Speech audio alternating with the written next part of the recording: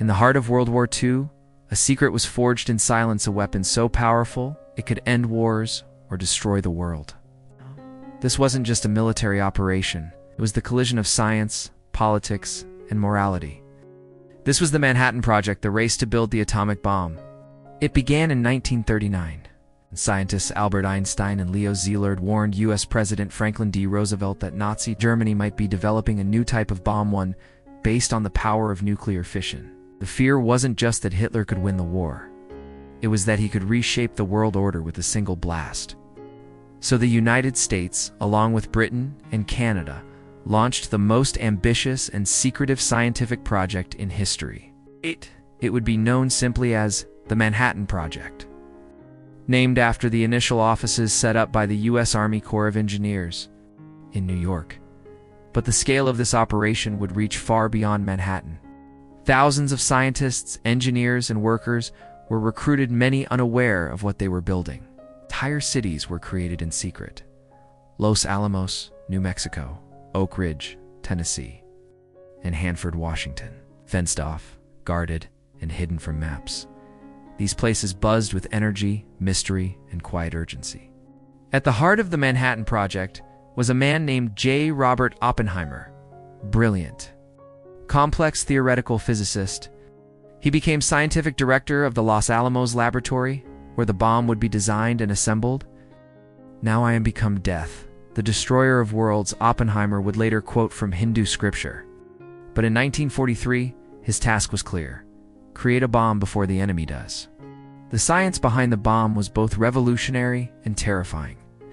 Physicists had discovered that splitting the nucleus of certain atoms, uranium-235 and plutonium-239, released massive amounts of energy.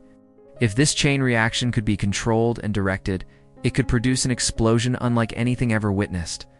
But producing enough fissile material was a massive challenge.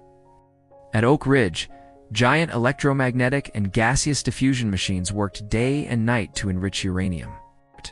At Hanford, nuclear reactors bred plutonium. It took vast resources, hundreds of thousands of workers, billions of dollars, and unprecedented coordination between military and civilian scientists. And all of it, every blueprint, every test, every whispered conversation, was top secret. Then came the test. On July 16, 1945, in the desert of New Mexico, the world entered the atomic age. The test was codenamed Trinity.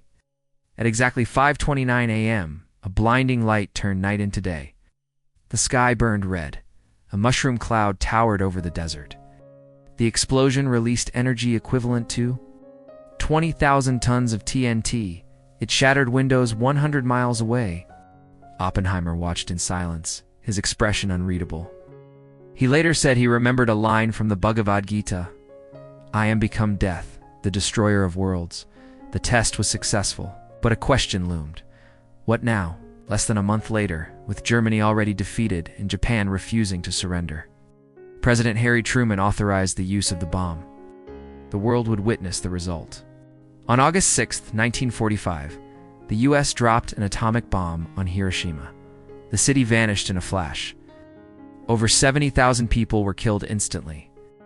3 days later, a second bomb fell on Nagasaki. 6 days later, Japan surrendered.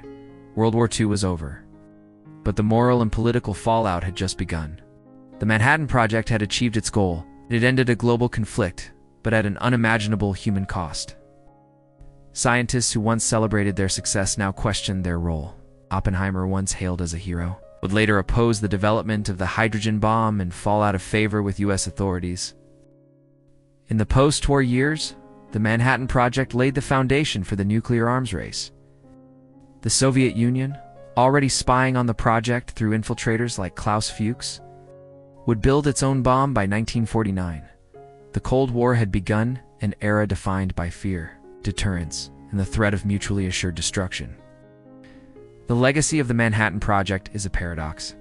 On one hand, it ended a brutal war and ushered in a new era of science and technology. On the other, it revealed humanity's capacity to destroy itself. It showed that knowledge once discovered cannot be undone, that every great breakthrough comes with consequences. Today, the bombings of Hiroshima and Nagasaki remain among the most controversial decisions in modern history. Were they necessary to save lives by ending the war quickly? Or were they a horrific demonstration of power meant to intimidate the Soviets? There is no easy answer. What is certain, though, is that the Manhattan Project changed the course of history. It was more than just a scientific triumph. It was a window into the soul of mankind, what we were willing to risk in the name of victory.